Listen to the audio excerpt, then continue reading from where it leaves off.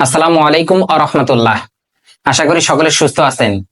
আমি আপনাদের কাছ থেকে খুব অল্প একটু সময়ে রিকোয়েস্ট করতেছি যে পুরো ভিডিওটা আপনারা দেখে যাবেন। একজন মুসলিম হিসেবে এই বিষয়টা আপনাকে জানা থাকা খুব অত্যন্ত জরুরি।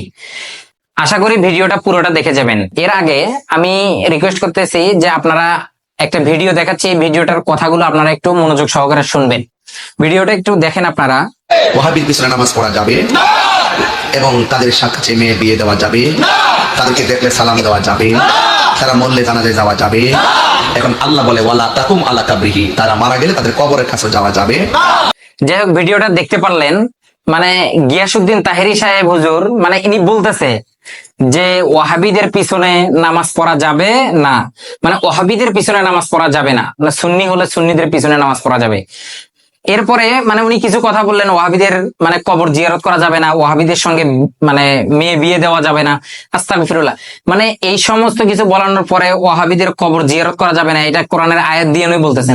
দিন তাহেরি সাহেব যেভাবে জনগণের সামনে যেরকম ভাবে ভুল কথা বা এরকম ভণ্ডামক কথাবার্তা জনগণের সামনে তুলে ধরতেছে, সাধারণ জনগণ, একজন সাধারণ জনগণ, ন্যূনতম একজন জনগণ যাদের সামনে উনি এই কথাটা বলছে, সেই ব্যক্তিরা ওয়াহাবিদের সম্পর্কে কি ধারণাটা নেবে? ওয়াহাবিদের সাথে বিয়ে দেওয়া যাবে না, ওয়াহাবিদের কবর জিয়ারত করা যাবে না, ওয়াহাবিদের পিছনে নামাজ পড়া যাবে না, একজন সাধারণ মানুষ কি মনে করবে? এনার এই বিভ্রান্তি বক্তব্যের কারণে, এই বিভ্রান্ত বক্তব্যের কারণে একজন সাধারণ মানুষ বিভ্রান্তের মধ্যে পড়ে যাবে। একজন জ্ঞানী তো বলাই যায় না, এনাকে জ্ঞানী আমি কিভাবে বলবো? আপনার একটু বিবেক দিয়ে আপনি বলেন। এনার এইরকম একটা বক্তব্য শোনার পরে আমার মাথাটা কাজ করে না যে এনার সম্বন্ধে আমি কি বলবো। আপনার যদি কোনো মতামত থাকে আপনি কমেন্ট বক্সে আপনার মতামতটা অবশ্যই বলে যাবেন। যাই হোক, এনাকে জ্ঞানী আমি বলতে পারতেছি না। এনাকে কোন জ্ঞানে, আমার জ্ঞানে বলে না যে এনাকে আমি জ্ঞানী বলি। ন্যূনতম জ্ঞানটুকু থাকলেও এইরকম কোন একটা ভণ্ডাম বক্তব্য সাধারণ জনগণের সামনে দিতে পারতো না। কোন হিসেবে এই কথাটা বলে যে ওয়াহাবিদের পিছনে নামাজ হবে না? ওয়াহাবি আর সুন্নিদের মধ্যে পার্থক্য কি? ওয়াহাবি কি সূরা ফাতিহা দিয়ে নামাজ না পড়ায় কি অন্য সূরা দিয়ে নামাজ পড়ায় নাকি?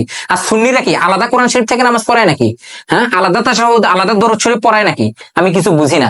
এরকম বিভ্রান্তকর মতবাদ বা বিভ্রান্তকর বক্তব্য যারা দেবে, আমার তো কথা হলো তাদের কি আর বলবো। যাই হোক, বেশি কিছু বলতে চাচ্ছি না।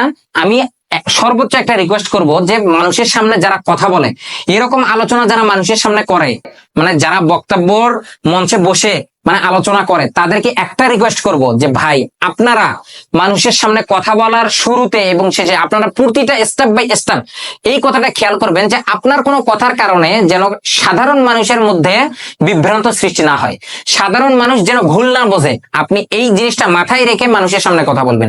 দশের সামনে কথা বলতে হলে যোগ্যতা লাগে, দশের সামনে কথা বলতে হলে এমন যোগ্যতা লাগে যে যোগ্যতা আপনাকে আগের থেকে অর্জন করে যাইতে হবে। এরকম ভণ্ডামো কোনো যোগ্যতা নিয়ে যেন মানুষের সামনে কথা বলতে না যান।